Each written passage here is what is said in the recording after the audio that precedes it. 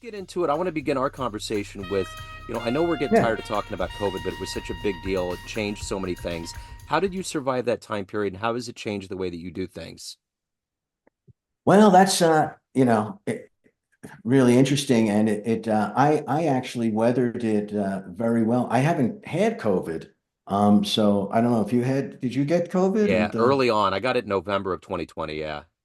oh wow, that's tough, and it was so scary at first. And I remember everybody was going around with masks and lines at Walmart and Trader Joe's everywhere, and it was just we didn't know what was gonna happen. It was really and going back and looking at all these dystopian movies about pandemics and things, and thinking about the plague, and it was just remarkable time. And it's tough to remember that mindset of uncertainty from this standpoint where it's all like, okay, we got it all kind of sussed out now, and it's just like sort of an endemic disease that we'll get like the flu. But back then, no one knew what was going to happen, and so it was incredibly disruptive. Um, but my entrepreneurial journey or my business journey has basically been from engineer to entrepreneur to investor kind of thing, and then back to entrepreneur and back and forth between those kind of categories. And so by that time, and my psychological journey in that all was like I started out working for some big companies, one in Silicon Valley. Ampex is a big. I came out of rock and roll recording studios basically. I was really into audio, and through audio learned electronics, and then took it from there. And then my main career was with Ampex at that time, which is a maker of all the audio and video professional equipment. Everybody that records on Ampex machines, especially back in the day when it was magnetic tape and all. And from there, I hopped over to ABC, the network, as a audio video systems engineer, and worked there for about a decade, putting on all the big broadcasts. My clients, we were broadcast operations and engineering. My clients were sports and news. My boss was Rune Arledge. He was the guy that did all the sports and stuff, and then took over news. And so I would do all the big, space shuttle launches, political conventions, Olympics, Indy 500, World Series, NFL, Monday Night Football was one of my things, and we designed and built the facilities for the network. There's about 40 of us engineers, and we did everything. And so from there, I basically, after about 10 years, the networks consolidated. They all got bought in leveraged buyouts. ABC by Capital Cities, which was backed by Warren Buffett. And then the Tisch brothers bought CBS, and then RCA bought NBC. And so all these networks suddenly had these constraints of bean counters and stuff. And so I thought it was time for me to jump out. The wild, crazy days of putting on broadcast shows had kind of stopped. So I always wanted to get an MBA. So I basically bailed and went back to B school, business school. And I went to Wharton. And so this is a lot of background, but basically what happened was, and what I wanted to do was get away from having bosses and stuff and be my own boss. While I was at ABC, we were pushing the state of the art, slow motion, isolated cameras, parabolic mics, mics on a luge going down, or on an Indy 500 cars, all these interesting things. And as I was creating these with companies, these different technologies and tools, products, I realized, hey, I'd like to be on the other side of that, developing these things and then selling them to a whole bunch of people. So that's what my idea was, going back to business school and get away from having bosses and all that kind, and the 9 to 5 kind of thing. With ABC, it was great, but they kind of owned me. It was I was on the road 6 to 9 months a year, and I realized that all the guys that were maybe 20 years older than me, after every big event, everybody be looking in their book, booking their next flight. Everybody was living out of a suitcase. Everybody was divorced. Everybody was alcoholic. Everybody was a gambler, and I looked around, I said, I don't want this life for me in 25 years. So I was young. I was 25, 28 years old. And so I decided I'm going to, chart a different path for myself. It was a great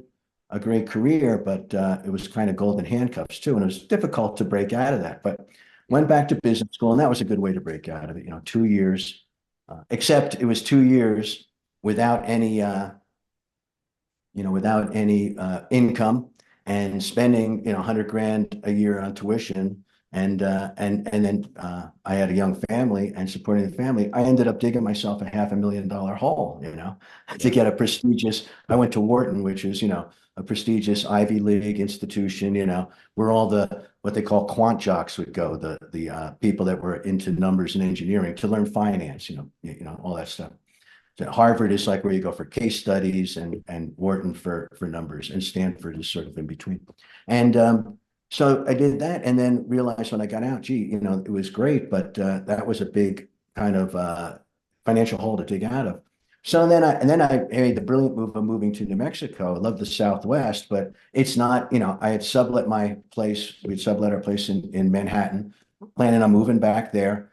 But then decided let's strike out for the Southwest where it's beautiful and make another life. Well, that made it tough for me to leverage my world-class engineering and my world-class MBA. And suddenly I'm in, the backwaters, Podunk, USA. And Yeah. so it was a real challenge, but it allowed me to be my own person, and be self-directed, however challenging that was.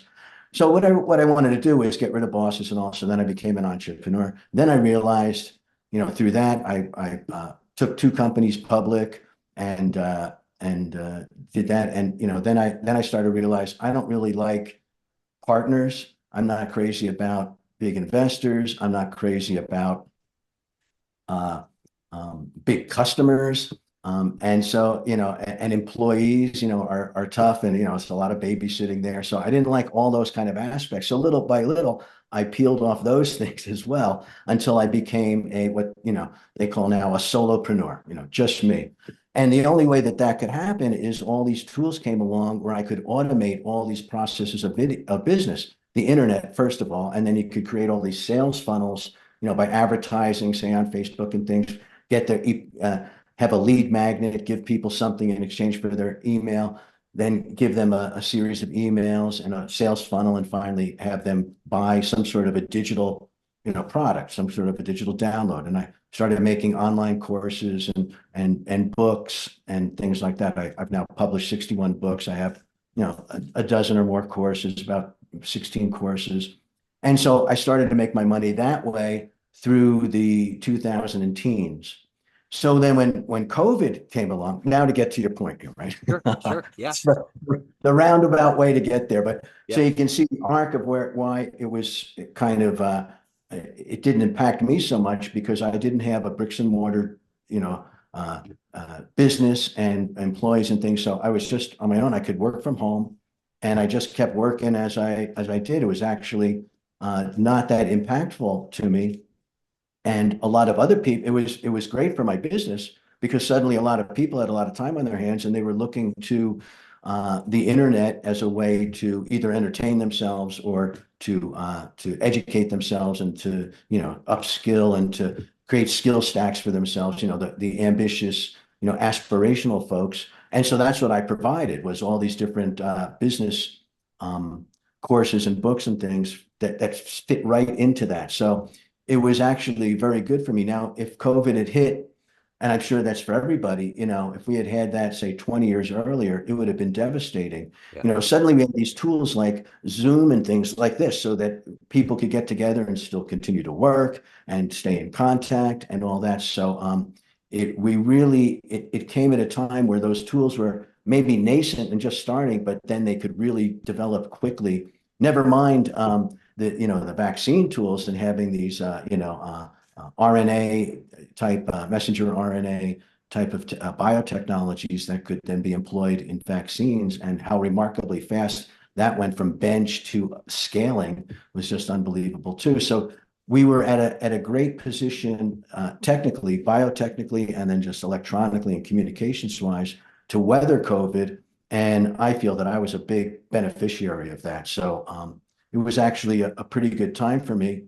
Um, but I just feel for so many people that lost loved ones, that got really sick, that have long COVID, all those kind of things. But my personal experience was that of one of being nervous, but then sort of my life raft kind of went through those turbulent waters pretty much, I would say relatively unscathed.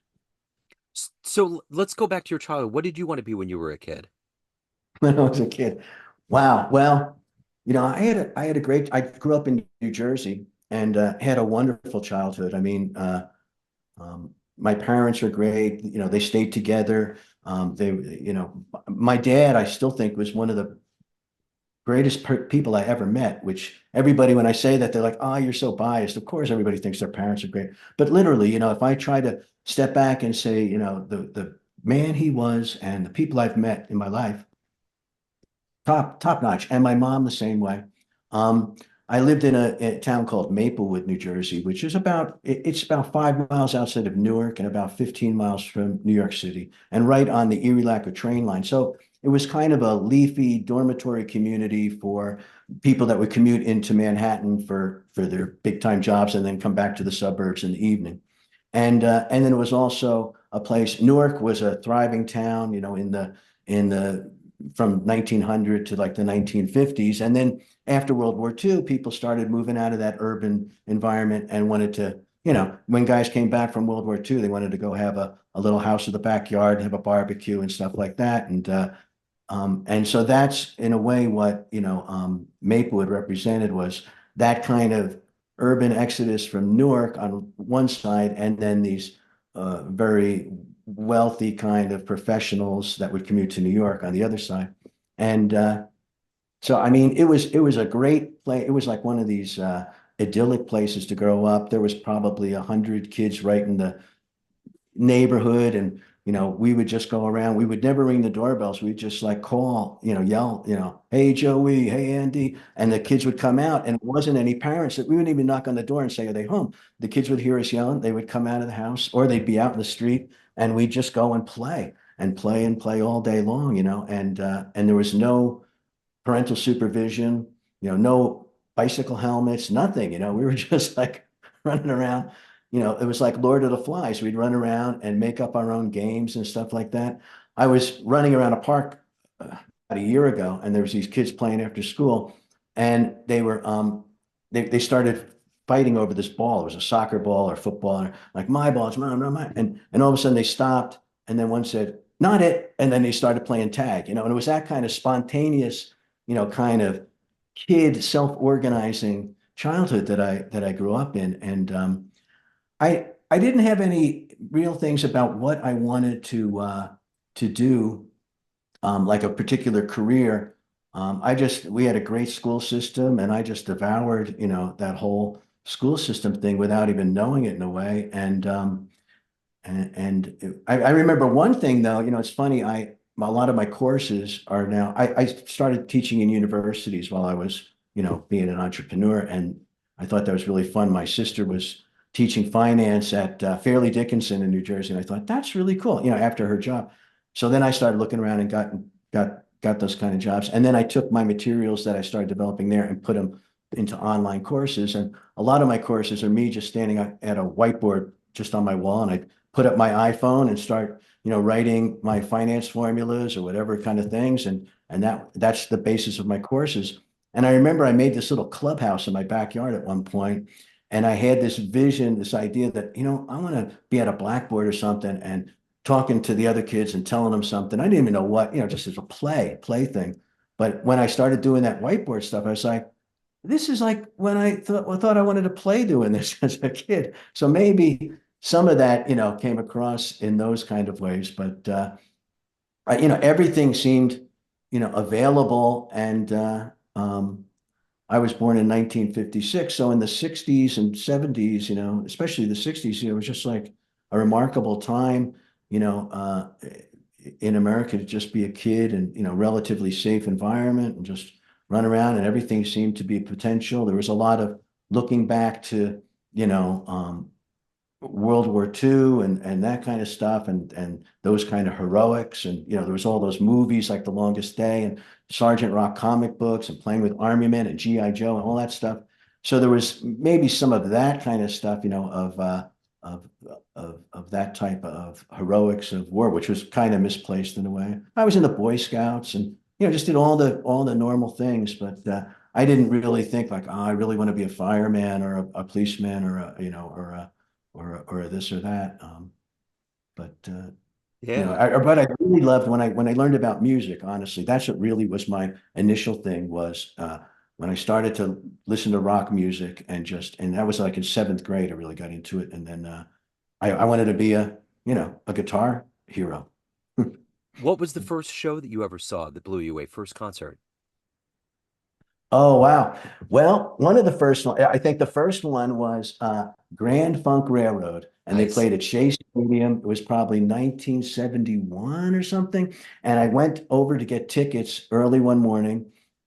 And yeah, and what a crazy band. You never hear about those guys anymore. Mark Yeah. Farner and these guys, the Don Brewer, I can still, and Mel Schachter. Those are the two guys. I still remember their names. And went over to New York to Shea Stadium to get tickets early in the morning. We went with one guy could drive. I was like maybe 15 or 14 and went and got to, I was actually, it was in ninth grade, the summer of ninth grade. And because I got two tickets, one for me and one for my girlfriend at the time, but her parents wouldn't let her go. So I ate, a ticket to, I actually gave it to somebody that was waiting outside when I got there and stuff like that, gifted it to him because she couldn't go, but I remember going there and it was the first time I was on TV too, because when we went to get tickets, they were interviewing, believe it or not, the Hells Angels. The Hells Angels had their chapter house on Third Street in New York, and so they were there at Shea Stadium, and they were interviewing these guys, right? These Hells Angels, and I kept walking around in back of the camera, standing there, and the producer is going like this, and I'm like looking around like I don't know what I'm doing. And then I'd walk off and stuff. And that night I came home and watched TV, and sure enough, there I was on TV Wow. behind the Hells Angels. Wow, And that's so awesome. my first concert, yeah, and it was a giant, crowd, Shea Stadium full. Yeah. And I just started to go to tons of them. There was a thing called the Schaefer Music Festival that was in the Wallman Skating Rink in New York. And me and my friends would go over to Corvettes in New York, and they would sell the tickets. And they had this little booklet and they had all the shows, and they had like maybe 40 shows throughout the summer, three a week or so. Incredible bands, incredible lineups, two, three bands. And the tickets were $1.50 for the bleacher kind of things they set up, and $2.50 for down on the floor right in front of the band.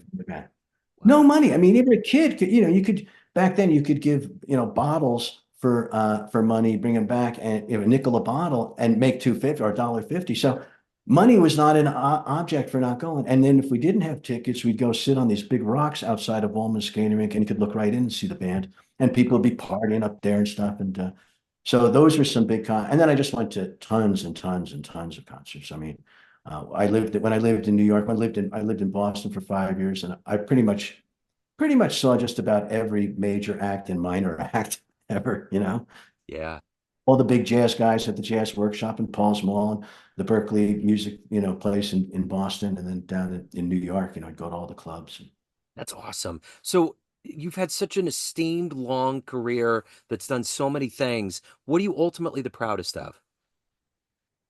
Well, what I'm ultimately the proudest of, I would say now, first of all, is I'm kind of, looking back, and I'm kind of proud of myself that I sort of blazed my own path, like Ralph Waldo Emerson says, the path, least taken and all those kind of things. Even though it's been very hard, I'm now bearing the fruits of that. A lot of times it seemed like, oh my gosh, I should have just, stayed to a conventional lane and just done that kind of thing. But now what I'm really most proud of is what I'm doing now. I have a business that I developed called MBA ASAP, which is just as soon as possible, business education distilled to its minimum. When I was teaching in universities, I get these textbooks, this thick of finance or something, and I was a public company CFO for 15 years of companies I took public, and I knew that, I don't use all that stuff every day. Nobody does. There's about maybe, you could boil it down to 20 pages of what the stuff is that you really need to know on a day-to-day basis. And I realized in my students that they were just overwhelmed with details and didn't have any contextual knowledge to fit these details into. And so they just panic and just blurt out words that really didn't mean any, just buzzwords. And so then I started taking them back to just like in football, blocking and tackling, fundamentals kind of thing. And, and they'd be like, I've taken 6 accounting courses and I never understood, what a balance sheet was and how these things worked. And so from that, I started to realize there was a real, market in helping people to learn business skills fast. People that maybe wanted to go into, go to get an MBA, they could prep with this stuff, or people that were running their own business, like a baker or a mechanic or whatever, and really didn't know how to talk to their accountant or how to market a little bit better, or, how to manage a couple of employees or whatever. So I started putting these things together inexpensively that people could, you know, get this knowledge really fast and then start, deploying it in their life immediately. And so I've been doing that, and I've had now well over 30,000 students in 165 countries. I mean, all Wow. over the world. I didn't even know there was 165 countries. I mean, I have students in Madagascar and the Maldives and, in the middle of the Pacific, in the Solomon Islands. And then, only about 20% of my students have been in the US.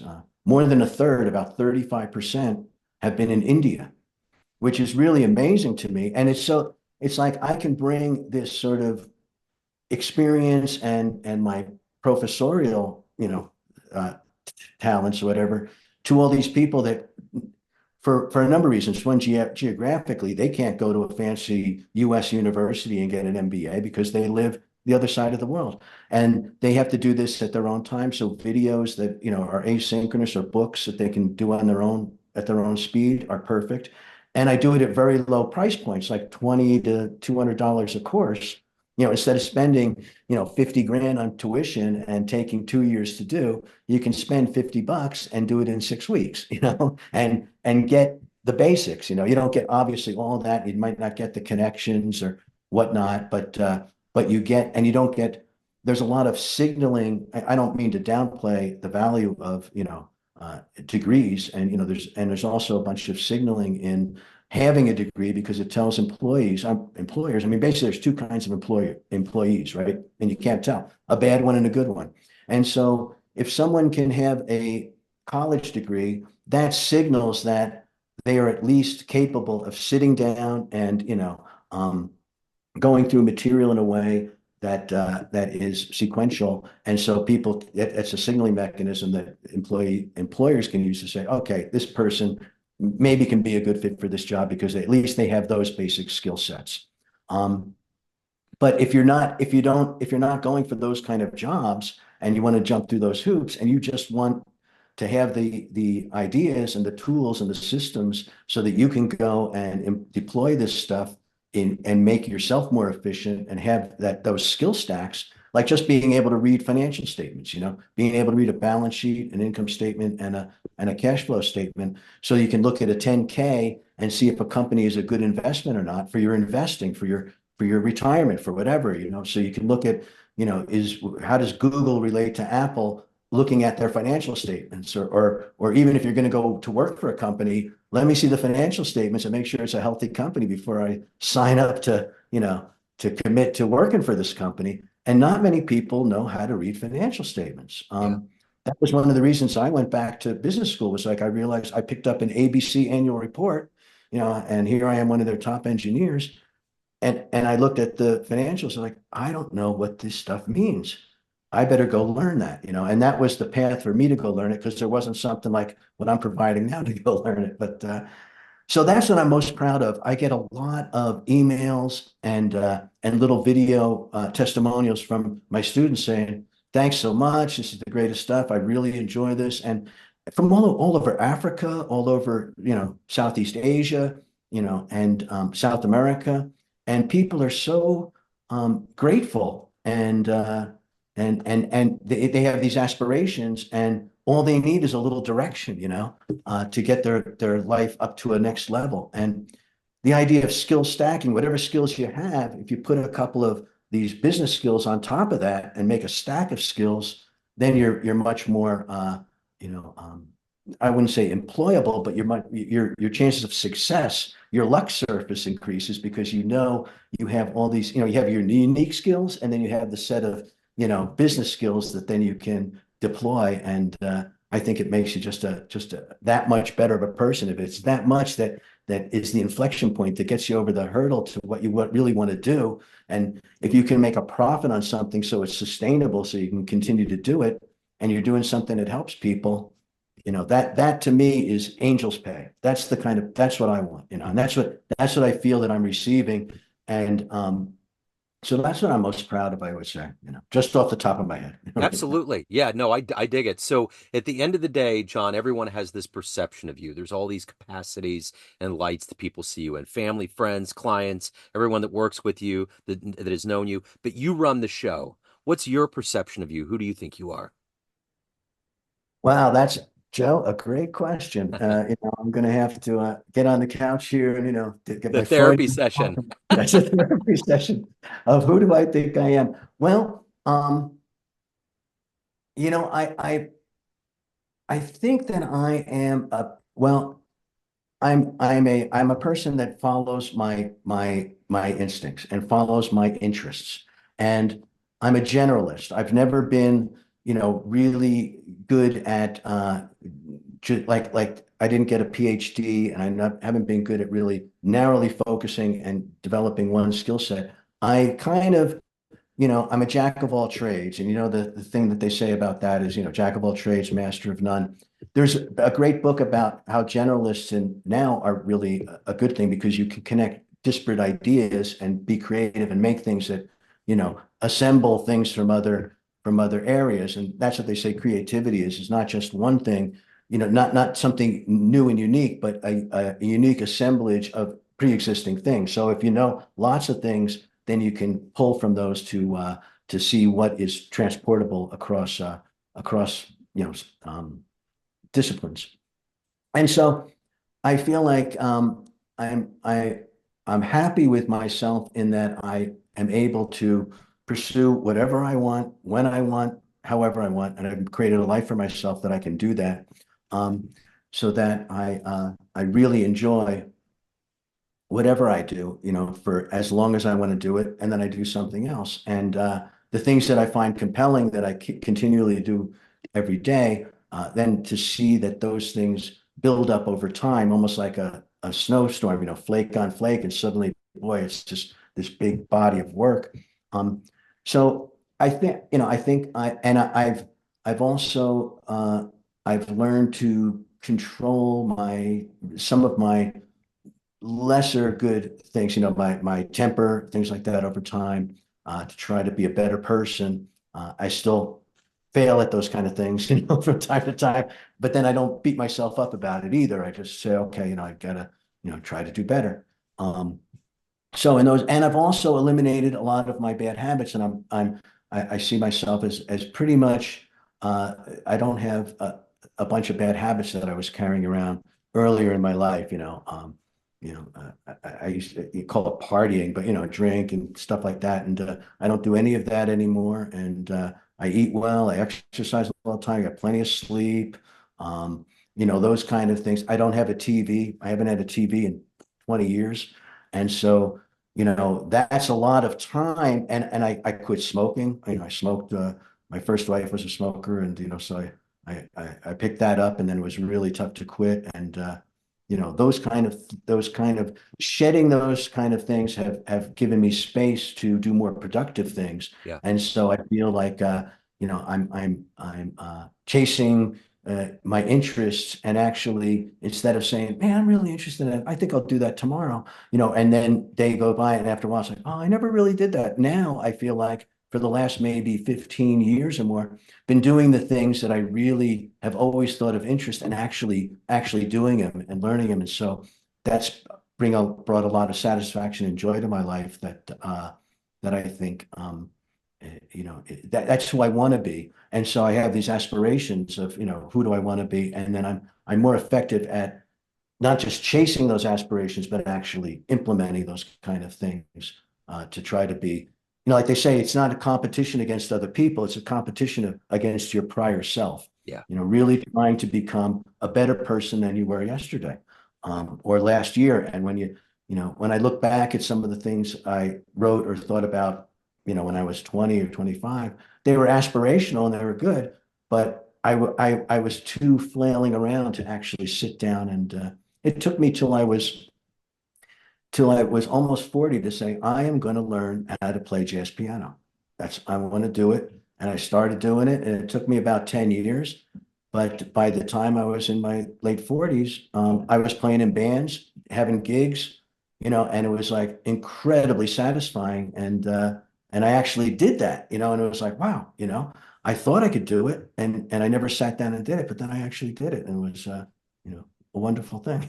Absolutely. Yeah, and it feeds into my other incarnation of neon jazz. So yeah, no, that's wonderful. I love it. And I love the idea of just expanding your vernacular, getting rid of habits that don't do you any good and just growing. And it's very evident in you. You seem very healthy and wise, and that's the way that we should be. That should be the prototype of the humans that we should aspire to be. So let me ask you this. If Right on, anyone John. wants if anyone wants to hire you or reach out or learn more about what you're doing, any of the good business in your world, where can they go? Oh, yeah. Well, my website is mba-asap.com.